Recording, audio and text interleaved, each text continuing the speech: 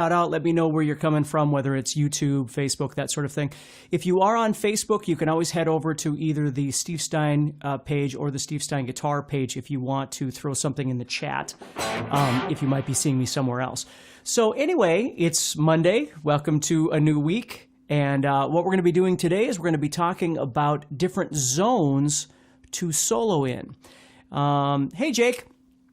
So basically what happens is when we solo, I often find what I try and do is get students in a proper mindset of understanding some things, different ways of approaching soloing or songwriting or whatever it might be. So what we're going to do is we're going to talk about 4 different zones that I always try and tell people about. Hey, Sasuke, glad you can be here. So what we're going to do is we're going to talk about, I always call these whispering, talking, singing, and screaming. Those are the 4 zones. And there isn't an exact amount of zone. Jake says, how did I feel after the chip last night? I was just fine. You know, it really wasn't a big deal. And I shouldn't say that. It was extremely hot for a couple of minutes. It was incredibly hot. But after that, I was just fine. And we just sat around and talked after we got done and went from there. So, hey, Gerson. Hey, Kevin. Lisa, Sabato, Via, Andy, Mohammed, Kevin, Archive, Pete, Larry, thanks for being here, everybody. This is awesome. So basically what we're going to do today is, as I just said, we're going to talk about the 4 different zones. I'm not going to take a lot of your time today, but when we start a solo or we're in a song and maybe that song is you know, the solo starts in a breakdown or something like that. Hey, Andy.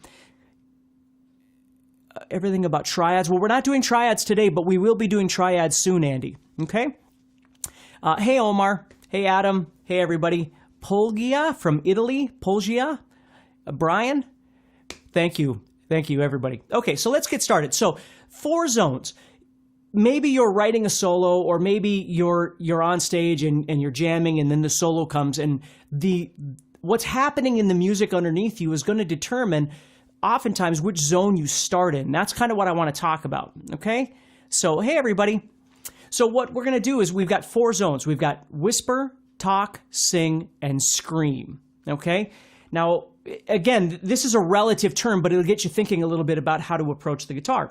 So let's say, again, for instance, I'm in the key of A doing whatever. Hopefully you can hear my guitar okay.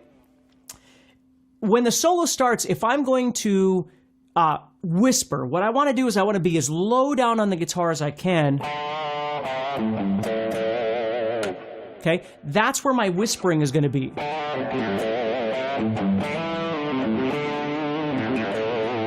Okay, my talking is going to be kind of in the center. If you think of my A minor pentatonic, right? That's where I'm talking to somebody. So if I want to start off, and I don't want to be abrasive, right? I don't want to be screaming at somebody or you know, singing really loudly or something like that. I might just start off. Okay, thank you. Thank you for letting me know you can hear my guitar. I might start just in that area, right? Now again, there's no exactness to this. You just have to imagine it in your head. It's just a mindset. So if I start off going, that's kind of talking, right? When I come down here, that's more of my whispering, if you will, or my guttural sounds are coming from down there. And then we move into singing. Now singing, again, it's a relative thing, but if I start moving up in here, this area is a really great place to start if you're trying to sing in your solo.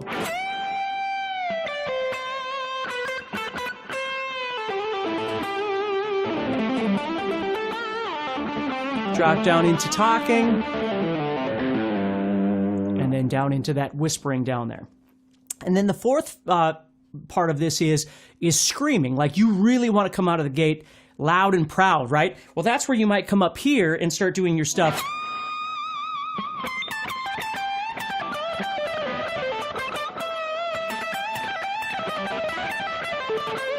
Right? All that stuff's going to happen up in that area.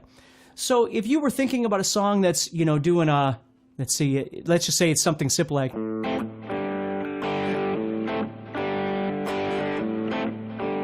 which you might have heard before. Right? If you come out of that going, it might be too much, right? In my thought anyway, it might be a little bit too much.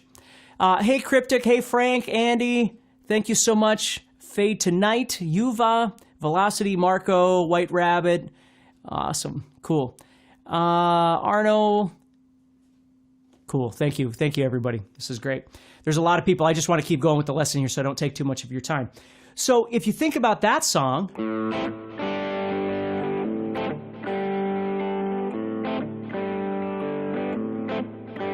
right? It doesn't start off with all that aggression. It starts off by talking.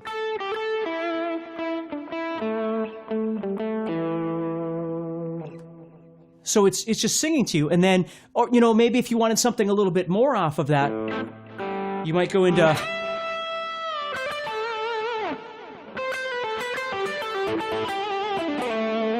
right? Into singing. That would be a nice place to start too. That wouldn't be way too aggressive.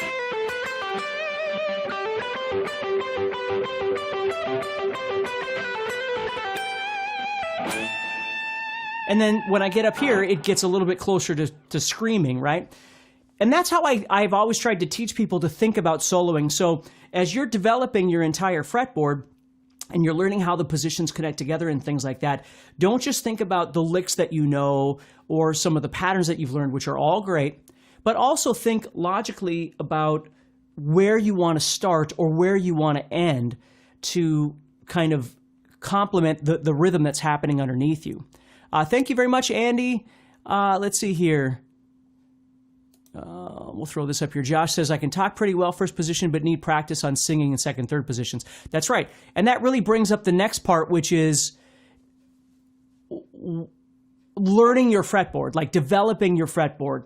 And you know, there's just certain things that you do on this guitar that's really, really important that you try and get comfortable with. And learning how to do that is really important, is developing that fretboard, trying to figure out how to connect the positions together in a comfortable fashion. And I talked about this a while ago in another live session, but when you practice your positions up and down, which is a really great thing to do, okay? You definitely got to do that. But also, you want to learn how to use them in a creative sense. Don't just practice them up and down and that's all you do. Learn to practice them back and forth. And that sort of thing as well. I'm just looking at what people wrote here. But so as you're playing, you want to learn to connect them.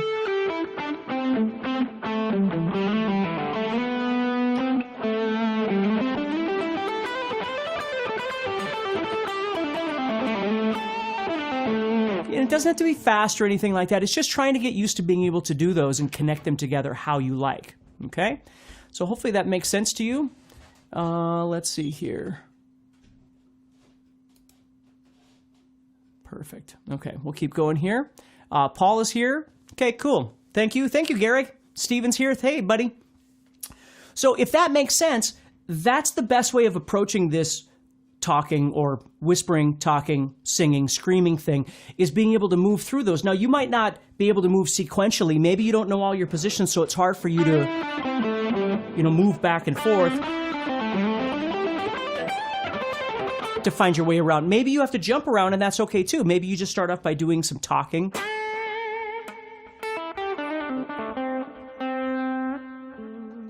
Right? And then you move up and you start doing some singing. And then you move up and start doing your screaming.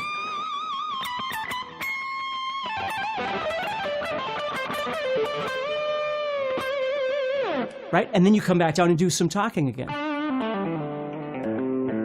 And then some whispering. So if you just kind of think of it that way, it's a great way of being able to do this, where if we just concentrate from a guitar player's brain of playing licks and playing patterns and using all the positions and all these things that we think about, and again, I'm no different than you, I do the same things.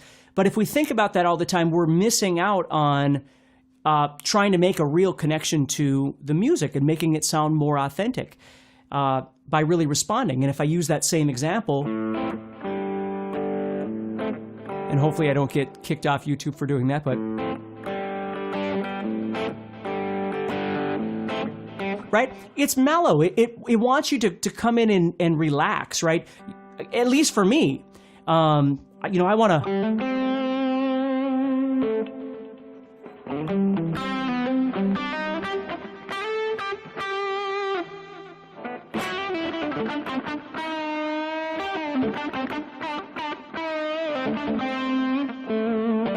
You know, something like that. And then maybe I'll come in and start doing more singing.